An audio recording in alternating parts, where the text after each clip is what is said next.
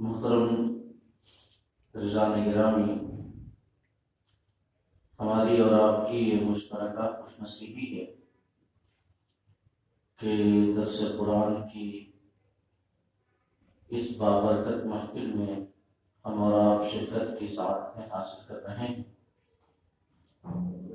اللہ رب العزت کی بارگاہ میں دعا ہے کہ وہ ہم سب کی حاضری کو قبول فرمائے اور ہم سب کو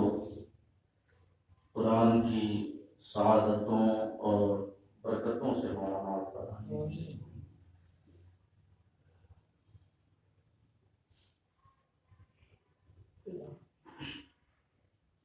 ایسے موسم میں آپ یہاں پہ حاضر آئے، اللہ کی بارگاہ میں دعا ہے کہ اللہ پاک اپنے خصوصی فضل و کرم میں سے آپ سب کو اور ہمیں واقعی حصہ عطا فرمائے۔ بالخصوص ہمارے مسعود کبریا صاحب، ہمارے چچا، جو کہ اس عمر میں اور ایسے موسم میں چلے آئے، اللہ رب العزت کی بارگاہ میں دعا ہے کہ اللہ انہیں صحت عطا فرمائے اور اپنے حبیب کا صدقہ عطا فرمائے۔ سورہ بنی اسرائیل کے تعلق سے ہماری گفتگو پچھلی کئی نشستوں سے جاری ہے۔ 15ویں آیت کریمہ کی روشنی میں نے پچھلی نشست میں کچھ باتیں آپ کے سامنے عرض کی تھیں۔ سورہ بنی اسرائیل کی 15ویں آیت کریمہ کا ایک حصہ ہے جس میں اللہ پاک نے اللہ رب العزت نے یہ فرمایا کہ وَلَا تَزِرُ وَازِرَةٌ وِزْرَ أُخْرَىٰ، کوئی بوجھ اٹھانے والی جان کسی دوسرے کا بوجھ نہیں اٹھائے گی۔ اس کے حوالے سے میں نے پچھلی نشست میں آپ کے سامنے کچھ باتیں عرض کی تھی، اور اللہ رب العزت کے فرمان کا مقصود یہ ہے کہ ہر شخص خدا کی بارگاہ میں اپنے عمل کا جواب دے اور کسی بھی شخص سے دوسرے کے عمل کے تعلق سے سوال نہیں کیا جائے گا۔ اللہ پاک نے فرمایا سورہ بنی اسرائیل کی 15ویں آیت کریمہ کے آغاز میں کہ من اهتدى فإنما يهتدي لنفسه، جو ہدایت کی راہ پہ چلے گا تو اس کا فائدہ اسے ہوگا، ومن ضل فإنما يضل عليها، اور جو گمراہی کی راہ اپنائے گا تو وبال بھی اسی کے ساتھ ہوگا۔ اور اس کے بعد فرمایا ولا تزر وازرة وزر اخرى،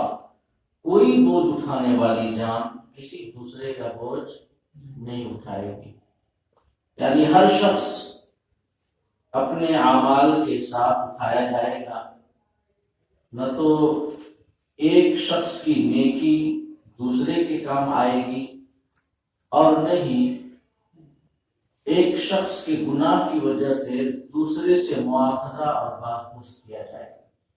یہ ہے اس آیت کریمہ کا مفاد اور مقصود۔ لیکن اسی کے ساتھ ساتھ یہ بھی حقیقت ہے کہ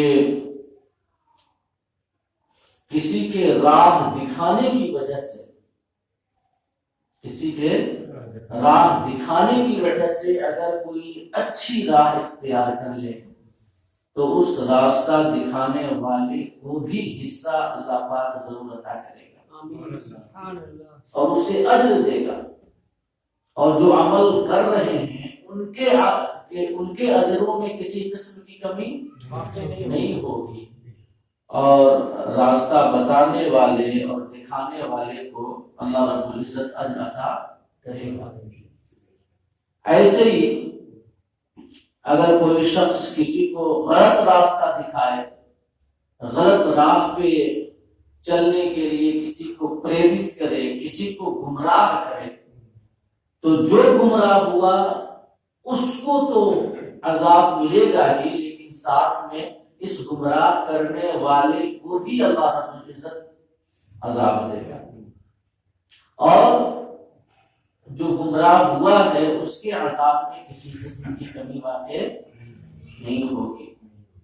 جیسا کہ اللہ پاک سورہ نساء جو کہ قرآن مجید کی چوتھی سورت ہے، سورہ نساء،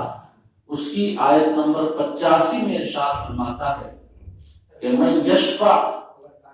شفاعتا حسنتا یکن لہ نصیب منہا،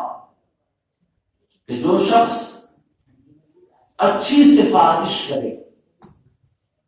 اچھی سفارش کرے، اس کے لیے اس میں سے حصہ ہے۔ اور آگے فرماتا ہے وَمَنْ يَشْفَعْ شَفَاعَةً سَيِّئَةً يَكُنْ لَهُ كِفْلٌ مِنْهَا، اور جو شخص بری سفارش کرے اس کے لیے اس میں سے حصہ ہے۔ وَكَانَ اللَّهُ عَلَى كُلِّ شَيْءٍ مُقِيتًا، اور اللہ ہر چیز پہ قادر۔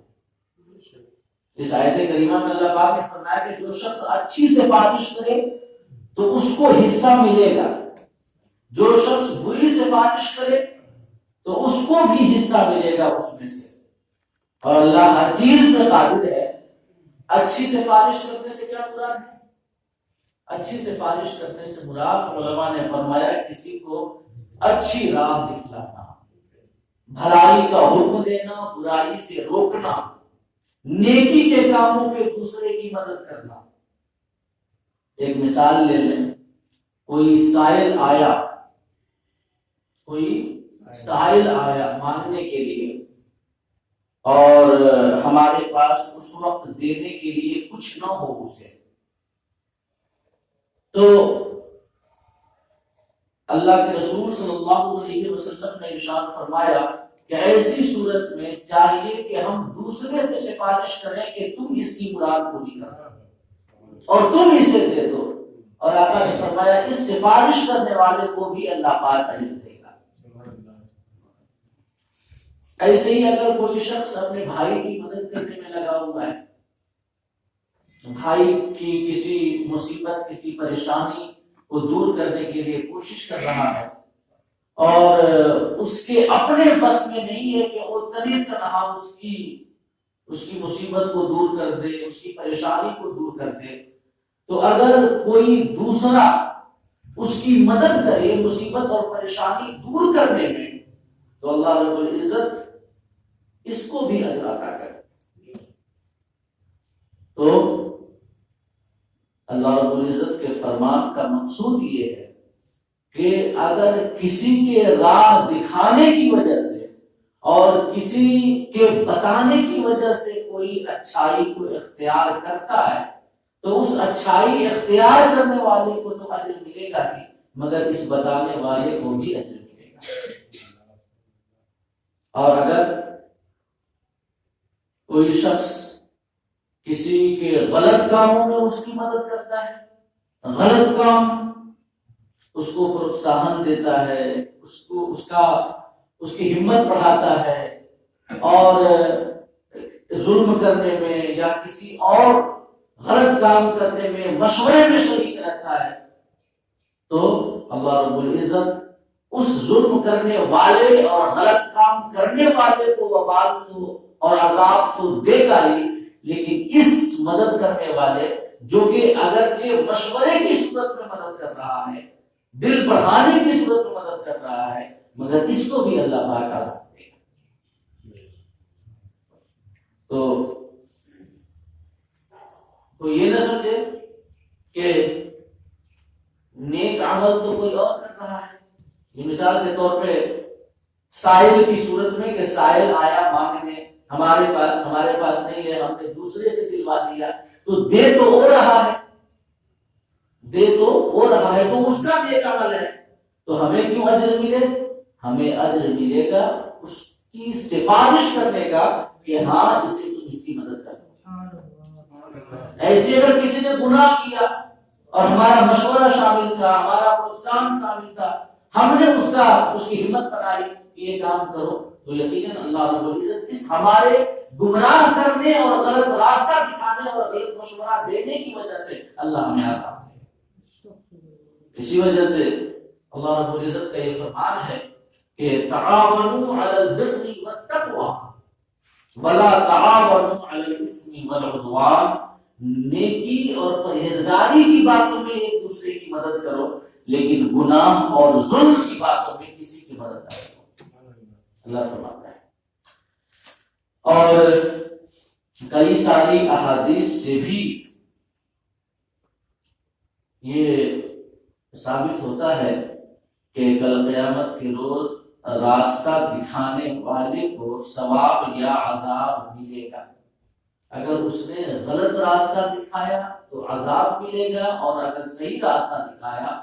تو ثواب ملے گا. ایک بڑی مشہور حدیث پاک ہے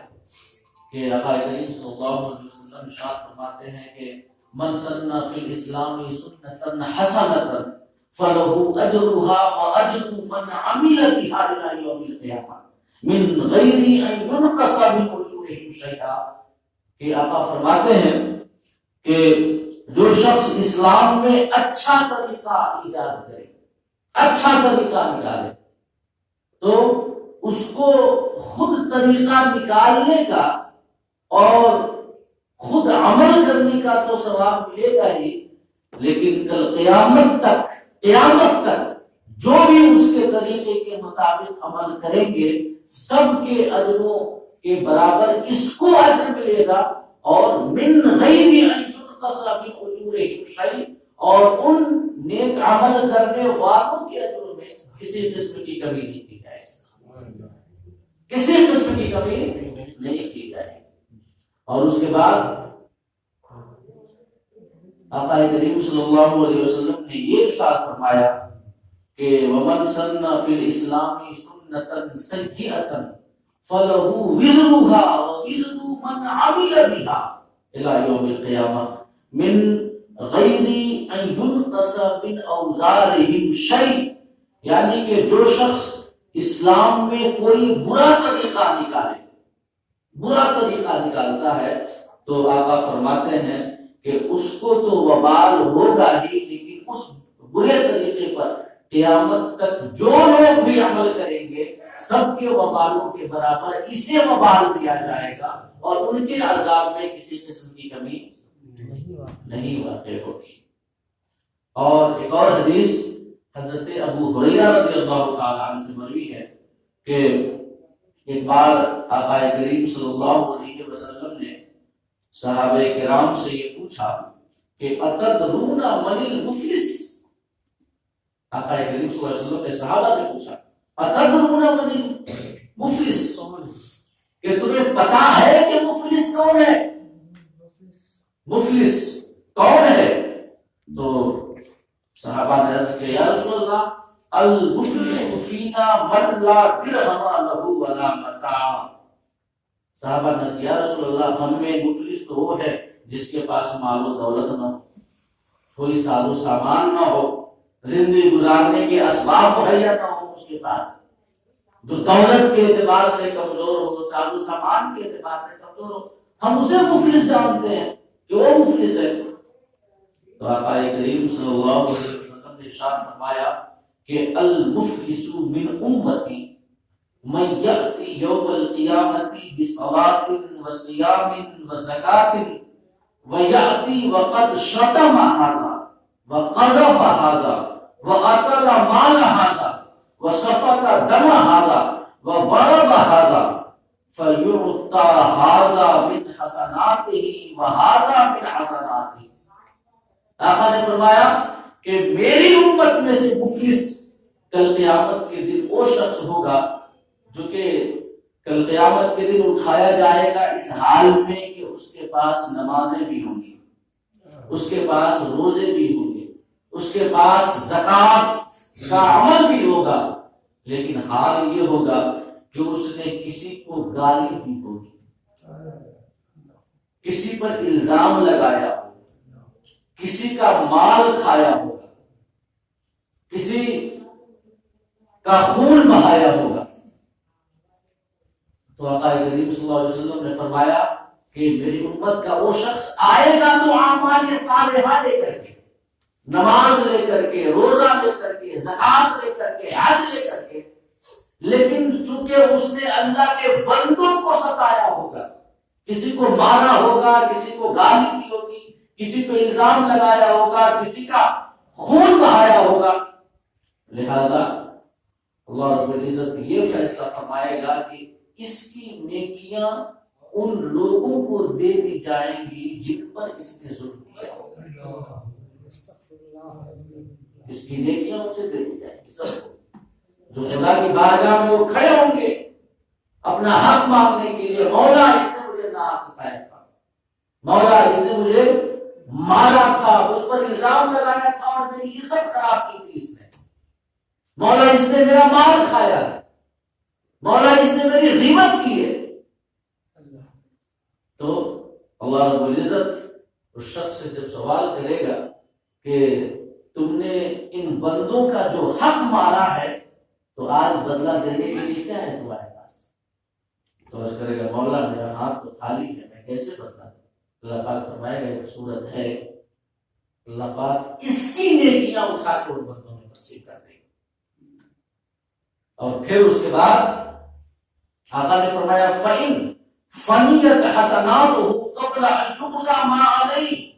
اخذ من خطایاہم فطرحت علیہ ثم طرح فی النار، اگر اس کی نیکیاں کم پڑ جائے اور بندوں کے حقوق ابھی باقی ہو، اس کی نیکیاں کم پڑ گئی، سب ختم ہو گئی، دے دی گئی ایک دوسرے کو، لیکن حقوق ابھی باقی ہے، تو اللہ رب العزت یہ فیصلہ فرمائے گا کہ ان بندوں کے گناہ جن کے حقوق اس کے ذمہ باقی ہے، اللہ پاک ان کے نام اعمال سے نکال کر کے اس کے کھاتے میں ڈال دے گا، ان کے گناہ اس کے ساتھ، اور پھر اس کے بعد ثم طرح فی النار، اور پھر اسے جہنم میں ڈال دیا جائے۔ اس سے ہم حقوق العباد کی اہمیت کو سمجھیں، بندوں کے حقوق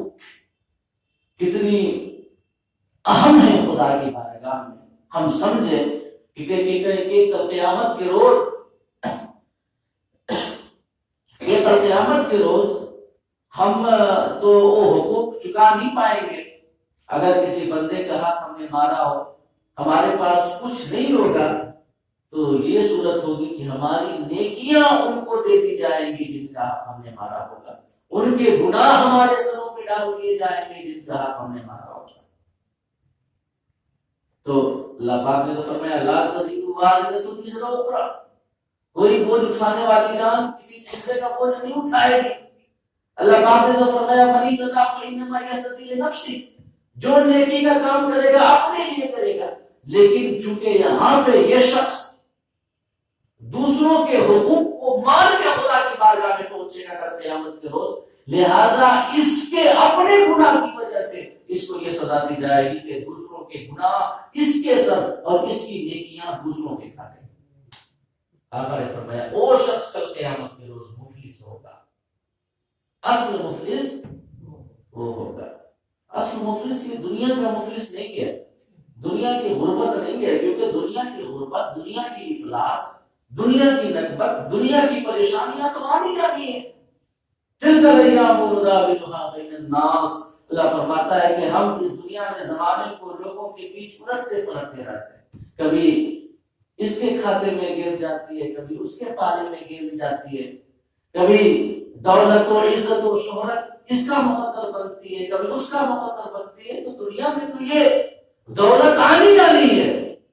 مفلسی آنی جانی ہے، امیری آنی جانی ہے۔ اصل مفلس تو وہ ہوگا کل قیامت کے روز کہ جس دن وہ شخص سب کچھ لے کر کے جائے گا خدا کی بارگاہ میں، نماز، روزہ، زکات، حج، لیکن حقوق العباد ادا نہ کرنے کی وجہ سے اس کی تمام نیکیاں تقسیم کر دی جائیں گی حقداروں اور ان کے گناہ اس کے سر ڈال دیے جائیں گے۔ غیبت کے حوالے سے ایک بزرگ کا حضرت حسن بصری علیہ رحمۃ و رضوان غالباً کا واقعہ ہے، رسالہ قشیریہ کے اندر ہم نے پڑھا ہے کہ حضرت حسن بصری غالباً یہ ایک شخص نے آپ کی غیبت کی، کیا کی؟ غیبت کی، تو آپ نے اس کے پاس مٹھائیوں کا ٹوکرا بھیجا۔ جب میں سورہ ہمزہ کی تفسیر بیان کر رہا تھا تو میں نے اس کے حوالے سے آپ کے سامنے بیان کیا تھا، سورہ ہمزہ جس میں غیبت کے حوالے سے اللہ رب العزت نے وعیدیں بیان کی کہ ایک بزرگ تھے اور نام میں مجھے شبہ ہے غالباً حضرت حسن بصری تھے، کہ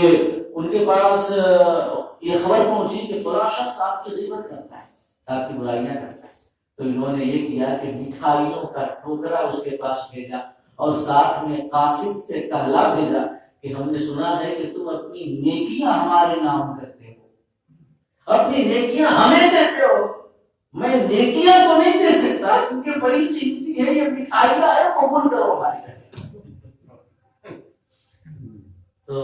اگر ہم کسی کی غیبت کرتے ہیں تو ہمارے گناہ اور اس کے گناہ ہمارے ساتھ ہماری نیکیاں اس کے کھاتے میں ڈال دی جاتی ہیں۔ تو اللہ پاک نے فرمایا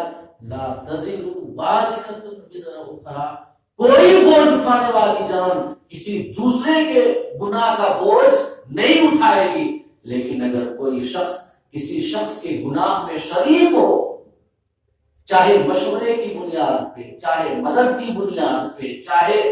غلط راستہ دکھانے کی بنیاد پہ، تو یقیناً اس کو بھی وبال ہوگا غلط راستہ دکھانے کا۔ اور اگر کوئی کسی کو نیک راہ دکھاتا ہے تو اس کو ثواب ملے گا نیک راہ دکھانے۔ اور اس کے بعد اللہ رب العزت سورہ بنی اسرائیل کی 15ویں آیت کریمہ میں ارشاد فرماتا ہے وَمَا كُنَّا مُعَذِّبِينَ حَتَّى نَبْعَثَ رَسُولًا، اللہ پاک نے فرمایا کہ ہم اس وقت تک عذاب نہیں دیتے کسی کو جب تک ہم رسول نہ بھیجیں، جب تک ہم رسول نہ بھیجیں۔ یہ اللہ رب العزت کی عدل و انصاف کی انتہا ہے، معراج کمال ہے عدل و انصاف کی، اللہ رب العزت کی غایت رحمت ہے۔ اگر اللہ چاہے سب کو جہنم میں ڈالنا،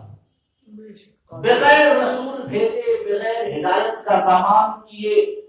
بغیر لوگوں کو راستہ بتائے، اگر اللہ چاہے تو بتائیں وہ کر سکتا ہے کہ ضرور کر سکتا ہے، کیونکہ اللہ پاک جو کرتا ہے اس کے بارے میں اس سے سوال نہیں کیا جاتا۔ اللہ فرماتا ہے لا یسأل عما یفعل وهم یسألون، اللہ جو کرتا ہے اس کے بارے میں اس سے سوال نہیں کیا جاتا، اور جو اس کے بندے ہیں ان سے سوال کیا جائے گا۔ تو اللہ پاک حاکم مطلق ہے، اللہ رب العزت فعال لما یرید ہے، وہ جو چاہے کرے، جو چاہے کرے۔ اگر وہ تمام انسانوں کو کل قیامت کے روز جہنم میں ڈال دے تو یقیناً یہ اس کا ظلم نہیں بلکہ اس کا انصاف اور اس کا عدل ہے۔ اگر اللہ پاک رسول نہ بھیجے، شریعتیں نہ بھیجے اور ہدایت کے سامان نہ اتارے اور سب کو جہنم میں ڈال دے تو بھی اس سے کوئی سوال نہیں کر سکتا، کیونکہ لا یسأل عما یفعل، وہ جو کرتا ہے اس کے بارے میں اس سے سوال نہیں کیا جاتا، اس کی شان سب سے الگ ہے، وہ فعال لما یرید ہے، وہ حاکم مطلق ہے، لیکن اس کی یہ غایت رحمت ہے، اس کا یہ غایت فضل و کرم ہے کہ اس نے یہ قرآن میں فرمایا کہ وما كنا معذبین حتی نبعث رسولا، ہم اس وقت تک عذاب نہیں دیتے جب تک ہم رسول نہ بھیجیں، جب تک اللہ رب العزت لوگوں کی ہدایت کے سامان نہ بھیج دے، انبیاء کو نہ بھیجے، رسولان نظام کو نہ بھیجے، اور اس کے علاوہ کتابیں نہ بھیجے، تب تک اللہ پاک عذاب نہیں دیتا، یہ اس کی رحمت ہے۔ اور اسی آیت کریمہ سے اصحاب فترت، یعنی کہ وہ زمانہ جس میں کوئی نبی نہ آیا ہو اور کوئی رسول نہ آیا ہو، تو اس زمانے میں کہ جو شخص ہو جو شخص ہوں علماء نے فرمایا کہ انہیں عذاب نہیں دیا جائے گا، اس لیے کہ وہ اس زمانے کو کیا کہتے ہیں؟ فطرت کا زمانہ، فطرت جی، فطرت کا زمانہ، یعنی کہ جس زمانے میں اللہ کی جانب سے کوئی نبی نہ آئے، کوئی رسول نہ آئے، کوئی ہدایت نہ آئے، تو علماء فرماتے ہیں کہ اس زمانے میں رہنے والے لوگوں کو عذاب نہیں دیا جائے گا، اس لیے اللہ پاک نے فرمایا وَمَا كُنَّا مُعَذِّبِينَ حَتَّىٰ نَبْعَثَ رَسُولًا۔ اور صرف یہاں پہ معاملہ زمانے فطرت میں بسنے والے افراد کا نہیں ہے کہ انہیں عذاب دیا جائے گا یا نہیں دیا جائے گا، بلکہ یہاں پر کئی قسمیں ہیں، اللہ کے بندوں کی کئی ایسی قسمیں ہیں کہ جن میں سے ایک قسم یہ ہے کہ کسی شخص کا انتقال بچپنے کے عالم میں ہو جائے، بچہ اور انتقال ہو جائے، اور دوسرا یہ کہ کسی شخص کی عقل میں فطور ہو، اسے کچھ سمجھنے کی صلاحیت نہ ہو، غور و فکر کی صلاحیت نہ ہو، تو ہم سب یہ جانتے ہیں کہ وہ شخص مکلف ہی نہیں ہے، وہ شخص مکلف ہی نہیں ہے کسی چیز کا۔ تو بچہ، پاگل و دیوانہ، اس کے علاوہ ایسا بوڑھا شخص کہ جس کی عقل ضائع ہو جائے بڑھاپے کی وجہ سے، جس کو شیخ فانی کہا جاتا ہے عقل کے اعتبار سے۔ یہ ورنہ شیخ فانی ایک وہ بھی ہوتا ہے جو بدن کے اعتبار سے شیخ فانی ہو، یہ بدن کے اعتبار سے کہ کوئی یہ بڑھاپے کی اس عمر کو پہنچ گیا، عقل تو صحیح ہے ابھی لیکن اس کے پاس طاقت نہیں ہے، کمزوری ہے، اور اسی کے بارے میں ہے کہ اگر ایسا شیخ فانی جو انتہائی کمزور ہے، روزہ نہیں رکھ سکتا اور آئندہ صحت لوٹنے کی امید بھی نہیں ہے، تو اللہ رب العزت نے ایسے شیخ فانی کے لیے ایک روزہ کے بدلے میں ایک فدیہ، ایک فطرہ کی صورت میں ایک فطرہ، ایک روزے کا فدیہ اللہ رب العزت نے مقرر کیا ہے کہ نہیں؟ تو ایک شیخ فانی ہے جسم کے اعتبار سے، فطرہ بتا دیجیے۔ ہاں، جو کہ فطرہ جو کہ ہم اور آپ ہر سال ماہ رمضان میں ادا کرتے ہیں، جو کہ تقریباً 2 کلو 45 گرام گیہوں یا مطلب یا تو 4 کلو 90 گرام 4 کلو 90 گرام کھجور، جو، کشمش، یعنی کہ فطرہ کے حوالے سے سنیں، اگر بات آگے کی تو ذرا سی تفصیل سن لیں۔ فطرہ کے حوالے سے یہ ہے کہ ہر شخص پر یہ ماہ رمضان میں روزہ رکھنے کے بعد نماز عید ادا کرنے سے پہلے یہ واجب ہے کہ وہ فطرہ ادا کرے، اپنی جانب سے اور اپنی نابالغ اولاد کی جانب سے۔ اور فطرہ کی مقدار کیا ہے؟ 1 سا کھجور یا جو یا کشمش، 1 سا یا آدھا سا گیہوں۔ 1 سا تقریباً 4 کلو 90 گرام کا ہوتا ہے اور آدھا سا تقریباً 2 کلو 45 گرام کا۔ تو گیہوں کے اعتبار سے 2 کلو 45 گرام اور کھجور، کشمش اور جو کے اعتبار سے 4 کلو 90 گرام فطرہ ہر شخص کے واجب ہے۔ وہ تو مہنگا پڑے گا، وہی تو میں کہہ رہا ہوں، میں اسی وجہ سے تفصیل بتا رہا ہوں کہ مطلب فطرہ خالی گیہوں والا ہی نہیں ہے کہ کم دے دو نہیں پڑ جاؤ، بلکہ فطرہ میں کھجور بھی ہے اور جو کہ گیہوں سے ڈبل ہے، اللہ آپ کو جزا، جو بھی ہے اور کشمش بھی ہے۔ تو وہ لوگ جن کو اللہ رب العزت نے نوازا ہے، جو اہل ثروت ہیں، جو مالدار ہیں، انہیں چاہیے کہ جب فطرہ نکالیں تو کشمش اور کھجور اور جو کے اعتبار سے نکالیں تاکہ غریبوں کا زیادہ پڑا، اور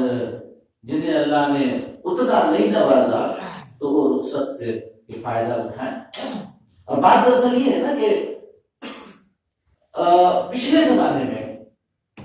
جب آقا کریم صلی اللہ علیہ وسلم کی حیات ظاہری کا جو زمانہ ہے تو اس زمانے میں کھجور تو بڑی تعداد کے ساتھ موجود تھے، کشمش بھی، جو بھی بڑی کثرت کے ساتھ، لیکن گیہوں اتنی کثرت کے ساتھ موجود نہیں تھا، لہذا آقا کریم صلی اللہ علیہ وسلم نے گیہوں کو آدھا رکھا اور کھجور، جو، کشمش کو اس کا ڈبل رکھا. سمجھ رہے ہیں؟ تو آج بھی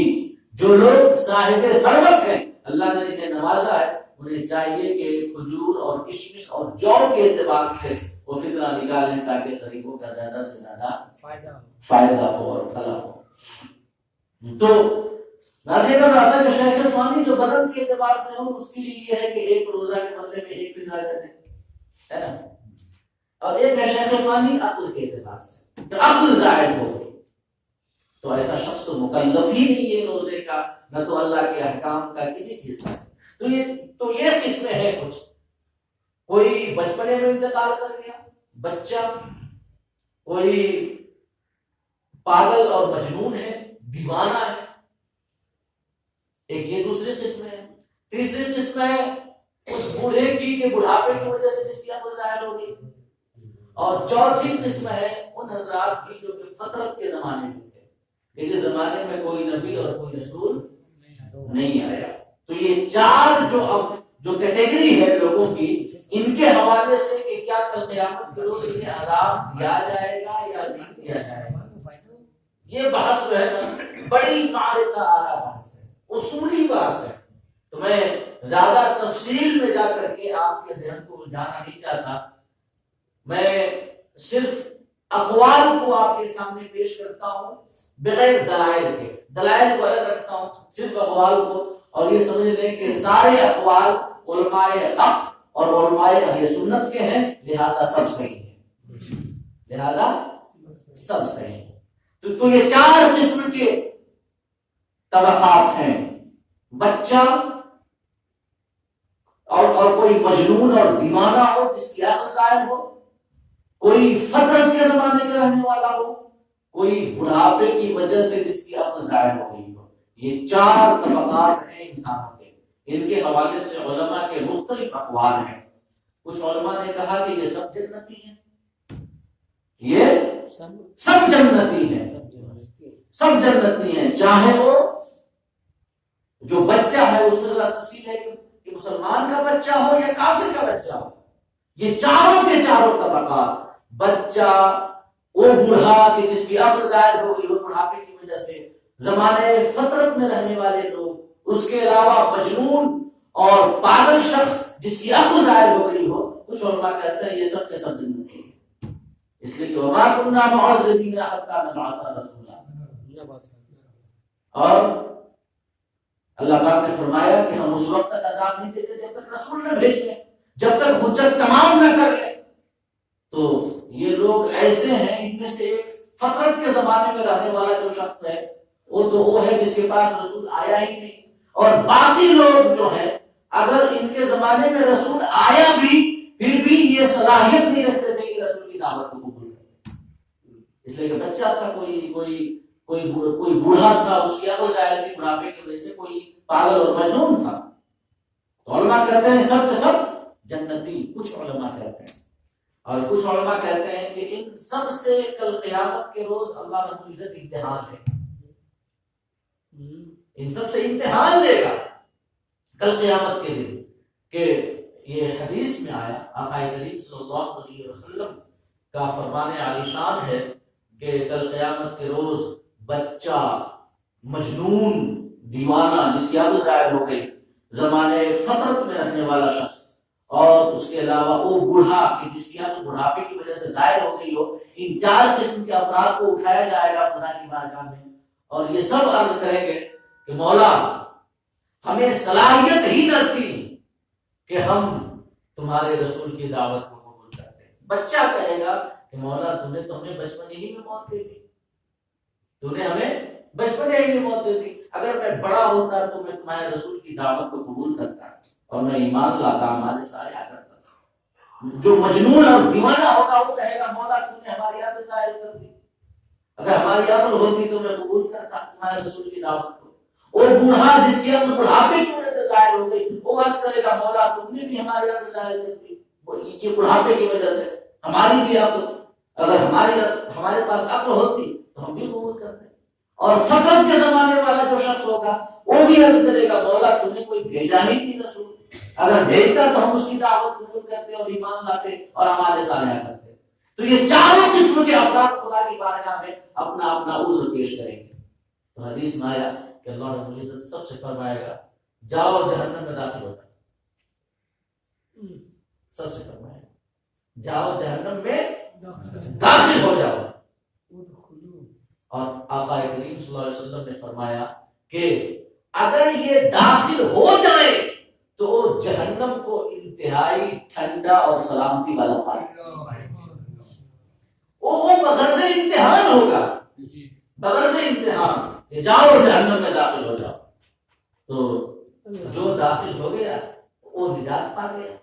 جو جہنم میں چلا گیا وہ نجات پا گیا، اور جو لوگ جہنم میں جانے سے انکار کریں گے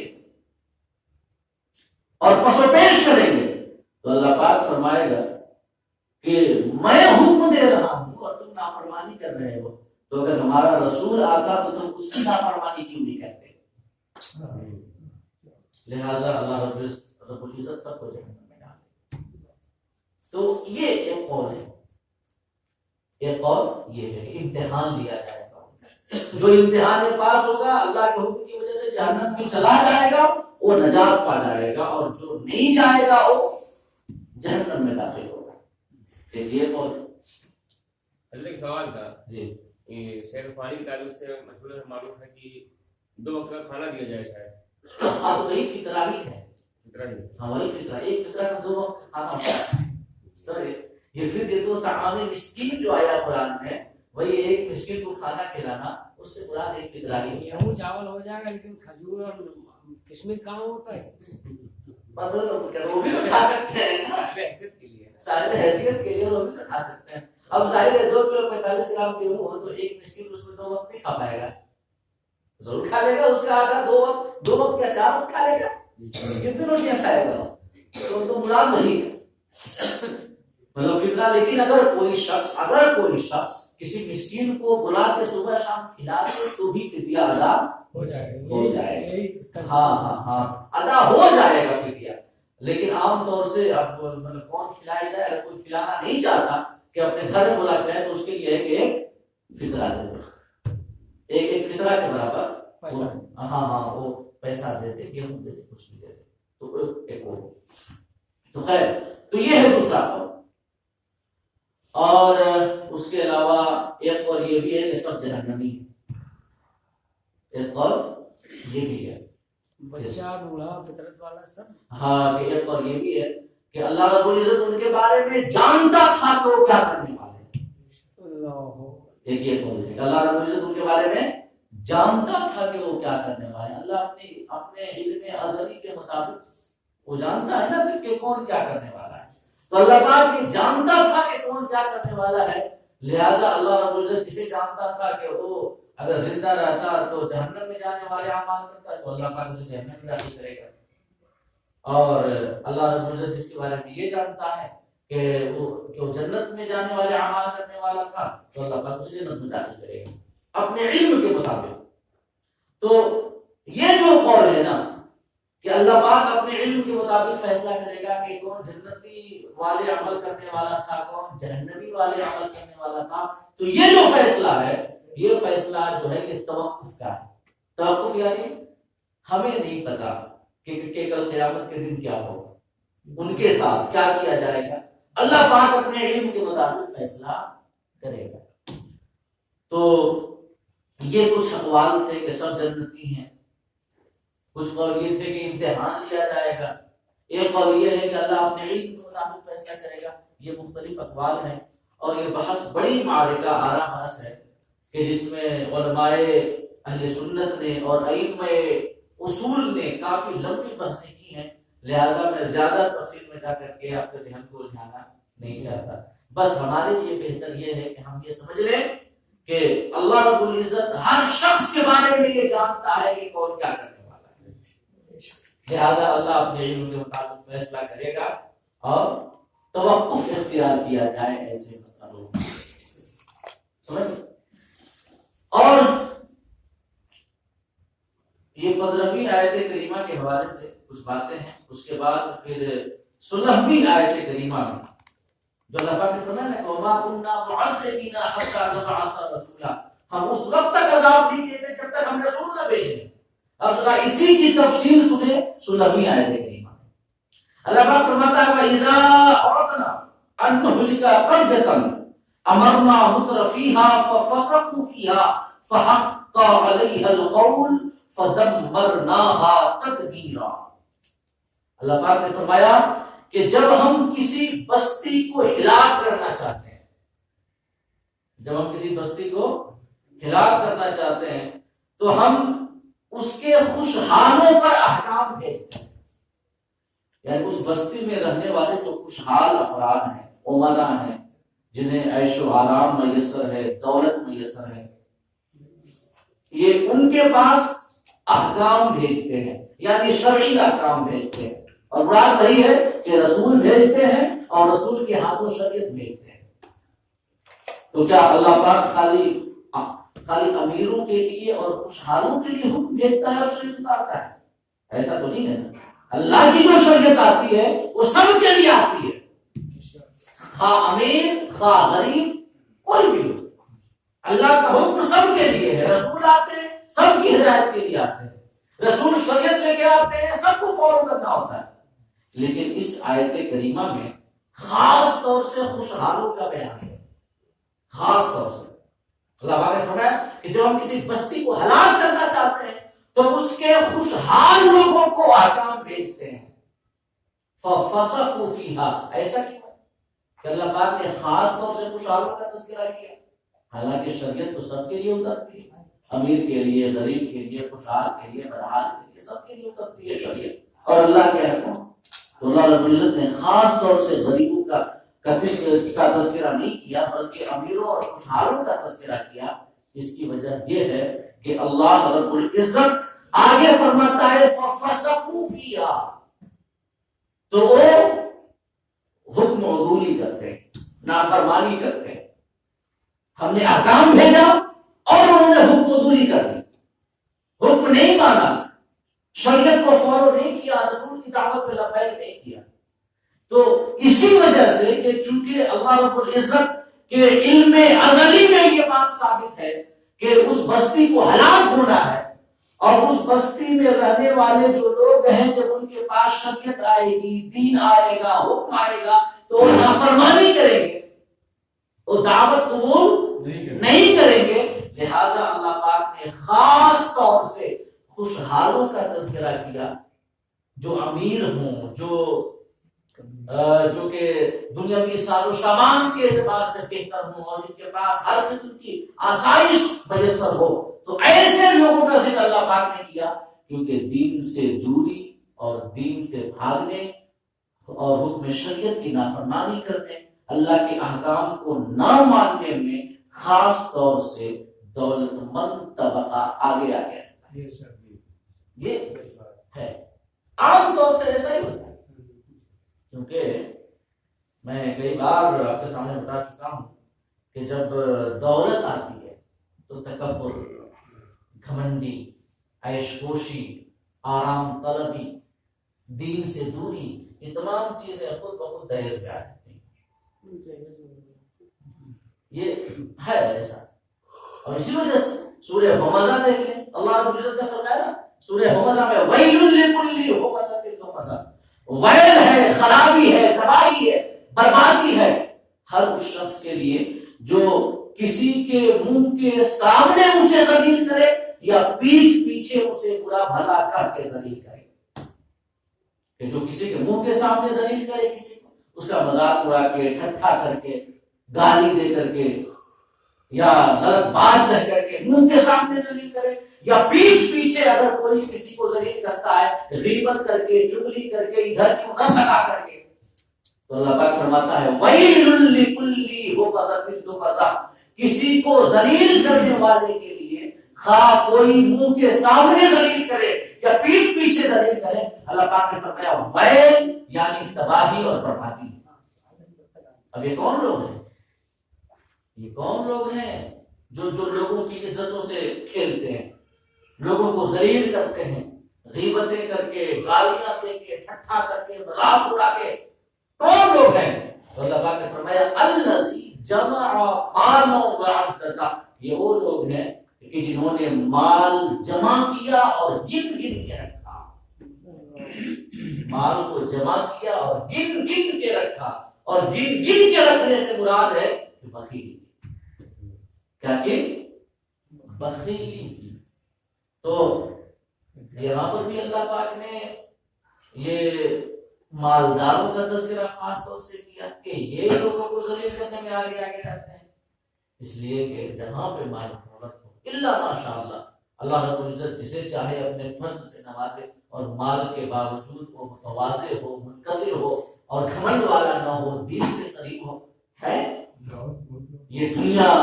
نیکوں سے اور اچھوں سے خالی نہیں ہے. تو عام طور سے ایسا ہی ہوتا ہے. اسی وجہ سے عام طور سے چونکہ عمرہ ہی اللہ رب العزت کے حکم کی نافرمانی میں آگے آگے رہتے ہیں، لہذا اللہ تعالیٰ نے فرمایا امرنا مترفیہا ففسقوا فیہا، کہ جب ہم کسی بستی کو ہلاک کرنا چاہتے ہیں تو اس کے خوشحالوں کو احکامات بھیجتے ہیں، شریعت بھیجتے ہیں، ان کی جانب رسول بھیجتے ہیں، پھر وہ نافرمانی کرتے ہیں، پھر وہ نافرمانی کرتے ہیں. ایک تو یہ توضیح کی علماء نے، اور دوسری توضیح یہ کی کہ جو یہ غربا ہوتے ہیں، وہ تو عمرہ کے پیچھے پیچھے لگے رہتے ہیں، اور عمرہ کے پیچھے پیچھے ان کی پیروی میں یہ بھی برائیاں کیا کرتے ہیں. پہلے کوئی برائی عمرہ حضرات کرتے ہیں، خوشحال حضرات کرتے ہیں، اور پھر جو غربا ہے دھیرے دھیرے اس برائی میں مبتلا ہو جاتے ہیں. اسی وجہ سے خاص طور سے اللہ پاک نے خوشحالوں کا تذکرہ کیا. تو اس کے بعد کیا ہوتا ہے؟ اللہ پاک نے فرمایا کہ ہم کسی بستی کو ہلاک کرنا چاہتے ہیں جب، تو خوشحالوں کو احکامات بھیجتے ہیں، شریعت بھیجتے ہیں، رسول بھیجتے ہیں. ففسقوا فیہا، پھر وہ اس میں نافرمانی کرتے ہیں، حکم دوری کرتے ہیں. فحق علیہا القول، تو ہماری بات ثابت ہو جاتی ہے. اللہ پاک فرماتا ہے کہ بات ثابت ہو جاتی ہے، ان کے اوپر جو عذاب ہے آنا، اور جو ان کو ہلاک و برباد ہونا ہے، تباہ ہونا ہے، یہ بات ثابت ہو جاتی ہے ان کی نافرمانی کے بعد. جب انہوں نے نافرمانی کر لی تو اللہ پاک فرماتے ہیں فدمرناها تدبیرا، تو پھر ہم اس بستی کو تباہ و برباد کر دیتے ہیں. یہ اللہ رب العزت کا یہ فرمان دراصل وما كنا معذبین حتی نبعث رسولا کی تفسیر ہے کہ 15ویں آیت میں اللہ نے فرمایا کہ ہم اس وقت تک عذاب نہیں دیتے جب تک رسول نہ بھیجیں. پھر اسی کی یہ تفسیر کرتا ہے اللہ پاک قرآن مجید میں فرماتا ہے بطور تفسیر اور وضاحت کہ جب کسی بستی کے حوالے سے ہمارے علم میں یہ بات ہے، علم ازلی میں یہ بات ہے کہ اس بستی کو تباہ و برباد ہونا ہے، تو ہم صرف اپنے علم کی وجہ سے اس بستی کو ہلاک نہیں کر دیتے. اللہ پاک کی یہ غایت رحمت ہے. اللہ سب کچھ جاننے والا ہے، تو اللہ جانتا تھا کہ اس بستی کے لوگ یہ نافرمانی کریں گے اور ان کا انجام ہوگا تباہی اور بربادی. لیکن اس کے باوجود اللہ پاک محض اپنے علم کی وجہ سے اس بستی کو تباہ و برباد نہیں کرتا، بلکہ پہلے حجت پوری کرتا ہے کہ اس بستی کی جانب اپنا رسول بھیجتا ہے. یہ غایت رحمت ہے. اگر اللہ رب العزت چاہے، اس کے علم ازلی میں تھا کہ یہ لوگ نافرمانی کریں گے، لہذا اللہ رب العزت اگر چاہتا تو بغیر رسول بھیجے، بغیر شریعت بھیجے سب کو تباہ و برباد کر دیتا. لیکن نہیں، خدا کی رحمت یہ ہے کہ جب کسی بستی کے حوالے سے اس کے علم ازلی میں یہ ہو کہ یہ لوگ نافرمانی کرنے والے ہیں، تو محض اپنے علم کی وجہ سے انہیں تباہ و برباد نہیں کرتا اور عذاب نہیں دیتا، بلکہ اللہ پاک پہلے رسول بھیجتا ہے تاکہ حجت پوری ہو جائے، پھر اس کے بعد عذاب بھیجتا ہے اور بستی والوں کو تباہ و برباد کر دیتا ہے. ایک یہ تفسیر، اور دوسری تفسیر علماء نے یہ بھی بیان کی ہے کہ جب کسی بستی میں رہنے والے لوگ اللہ کی نافرمانی کریں، گناہ کریں، اللہ کے دین سے دور بھاگیں، رسول کی پیروی نہ کریں تو اولاً جب ان لوگوں نے گناہ کیے تو اللہ ان کے اوپر عذاب نہیں بھیجتا اور انہیں تباہ و برباد نہیں کرتا، بلکہ انہیں توبہ کا موقع دیتا ہے، توبہ کا موقع دیتا ہے۔ ان کے پاس یہ رسول کی جانب سے پیغام بھیجتا ہے کہ میرے بندو تم نے ہم سے دور رہ کے بڑی زندگی کاٹی، میرے بندو تم نے ہمارے احکام کی خلاف ورزی کی، ہمارے دین کو چھوڑا، ہمارے رسول کو چھوڑا، لیکن میرا یہ پیغام قبول کرو کہ نادم ہو کر کے میری بارگاہ میں آ جاؤ، میری مغفرت و رحمت آگے بڑھ کے تمہیں اپنے دامن میں سمیٹ لے۔ اللہ پاک انہیں شرمندگی، ندامت اور توبہ کا موقع دیتا ہے، اور پھر اس کے بعد جب وہ دوبارہ توبہ کا موقع ملنے کے باوجود، رسول کی جانب سے یہ حکم آنے کے باوجود کہ توبہ کر لو، اللہ پاک تمہارے گناہوں کو معاف کر دے گا، وہ توبہ کرنے سے باز رکھتے ہیں، تب اللہ رب العزت کا یہ حکم نازل ہوتا ہے کہ فدمرناہا تدمیرا، ہم اس بستی کو تباہ و برباد کر دیتے ہیں۔ ایسے ہی اللہ پاک کسی پر عذاب نہیں اتارتا۔ اب تباہ و برباد کا جو عذاب ہے، یہ تباہی کا، بربادی کا، اس سے مراد یہ بھی ہو سکتا ہے کہ اللہ پاک کوئی ایسا عذاب بھیجے کہ سب کے سب اس دنیا سے پناہ ہو جائیں، کہ جیسا قوم لوط پہ عذاب آیا، قوم عاد پہ عذاب آیا، قوم سمود پہ عذاب آیا۔ قوم لوط پہ تو یہ عذاب آیا کہ قوم لوط پر تو یہ عذاب آیا کہ اللہ پاک نے حضرت جبرائیل کو بھیجا تو حضرت جبرائیل گئے اور جا کر کے جہاں پہ ان کی بستی آباد تھی نا، ان کی بستی جہاں پہ آباد تھی اس کے نیچے ہاتھ لگایا، حضرت جبرائیل علیہ السلام نے ہاتھ لگایا اور اسے اٹھایا اور آسمانوں کے قریب کیا اور پھر وہیں سے پلٹ کے رکھ دیا۔ اللہ پاک نے فرمایا فجعلنا عالیہا سافلہا، کہ ہم نے قوم لوط کے شہر کو الٹ دیا، اوپر والا حصہ نیچے کر دیا، نیچے والا حصہ اوپر کر دیا۔ یہ اللہ پاک ایک تو یہ عذاب بھیجتا ہے کہ کافروں اور ظالموں کا وجود ختم ہو جائے، نیست و نابود ہو جائے، اور یہ تباہی اور بربادی سے مراد یہ بھی ہے کہ اللہ رب العزت انہیں اخلاقی اعتبار سے، کردار کے اعتبار سے، مال کے اعتبار سے، حکومت کے اعتبار سے، سیاست کے اعتبار سے، معاش کے اعتبار سے دنیا میں ذلیل و خوار کر دیتا ہے اور رسوا کر دیتا ہے اور تباہ و برباد کر دیتا ہے۔ کہ تباہی اور بربادی یہ بھی ہے نا کہ انسان کی حکومت چھن جائے، جو قوم صدیوں تک حکومت کے تخت پہ قابض ہو، اس کے ہاتھوں میں کاسہ گدائی تھما دیا جائے، وہ در در بھیک مانگنے میں مجبور ہو جائے اور کوئی اس کا پرسان حال نہ ہو۔ اور بھیک مانگنے سے مراد خالی یہی نہیں ہے کہ کاسہ لے کر کے بھیک مانگا جائے، بھیک مانگنے سے مراد یہ ہے کہ سیاست و حکومت میں اپنا حصہ مانگنے کے لیے بھیک مانگا جائے۔ بھیک مانگنے سے مراد یہ بھی ہے کہ کوئی عزت نہ ہو اور اقوام عالم کی نگاہوں میں کوئی اہمیت نہ ہو، کوئی بات سننے والا نہ ہو۔ فی زمانہ قوم مسلم کی بے نہیں ہے حال، فی زمانہ قوم مسلم کا حال بے نہیں یہی ہے، وہ قوم جس نے صدیوں تک حکومت کی ہے اس دنیا میں اور اس دنیا کے اکثر حصوں پہ حکومت کی ہے۔ ایسا تو نہیں ہے کہ کسی ایک آدھ ملک پہ حکومت کر دیا ہے مسلمانوں نے، ایسا نہیں ہے، بلکہ معلوم دنیا کے اکثر ملکوں پہ مسلمانوں کی حکومت تھی۔ اور آج حال یہ ہے کہ دیکھیں کہیں پر بھی آپ کو اسلامی نظام برائے نام بھی نہیں ملے گا، جہاں وہی بچانا مشکل ہے۔ اسلامی نظام کی میں بات کر رہا ہوں۔ دیکھیے اسلامی حکومت کا مطلب یہ نہیں ہے کہ کوئی مسلمان عبداللہ اور محمد اور خالد نام کا کوئی بادشاہ یا وزیر اعظم ہو تو اسلامی حکومت ہے، ایسا نہیں ہے۔ پاکستان کا وزیر اعظم تو عمران خان ہے، مسلمان نام کا، تو کیا وہاں کی اسلامی حکومت ہے؟ لادینی حکومت ہے۔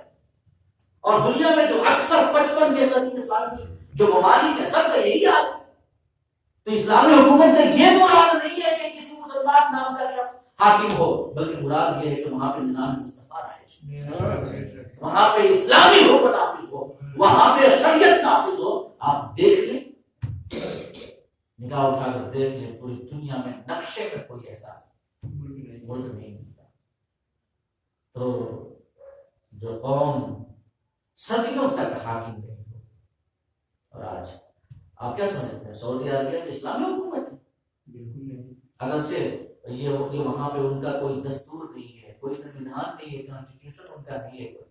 اور وہ جا کر کے جب کبھی مطلب ان سے دستور کے بارے میں پوچھا جاتا ہے تو کہتے ہیں قرآن دکھا کر کے یہ ہمارا دستور ہے. 55 ملکوں کو اس نے اجازت دے دی. نماز یہ ان کا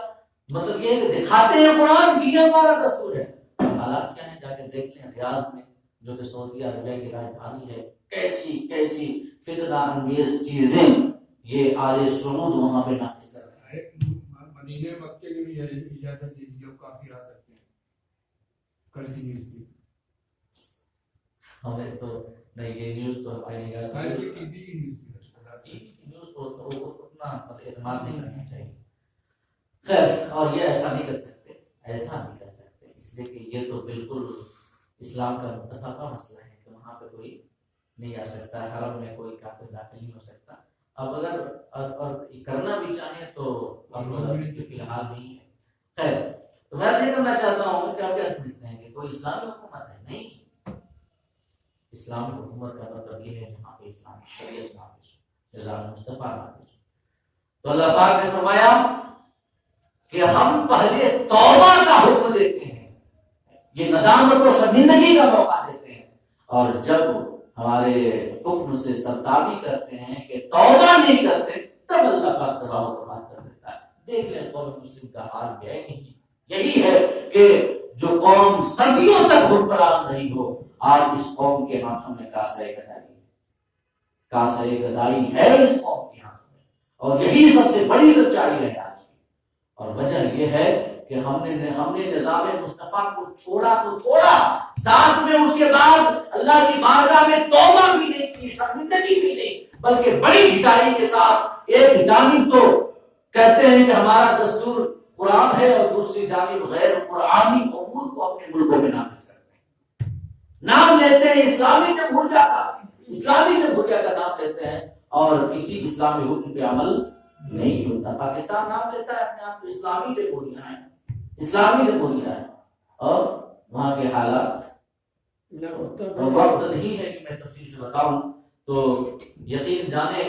کہ جب کوئی اللہ رب العزت سے منہ موڑتا ہے تو اللہ کی رحمت اس سے اپنا منہ موڑ لیتی ہے، اور جب اللہ کی رحمت دور ہوتی ہے تو تباہی اور بربادی کے علاوہ کوئی اور انجام نہیں ہوتا. اللہ پاک ہم سب کو کہنے سے زیادہ اور سننے سے زیادہ عمل کرنے کی توفیق عطا فرمائے. آمین. وآخر دعوانا ان الحمد للہ رب العالمین. بتی جلا دو.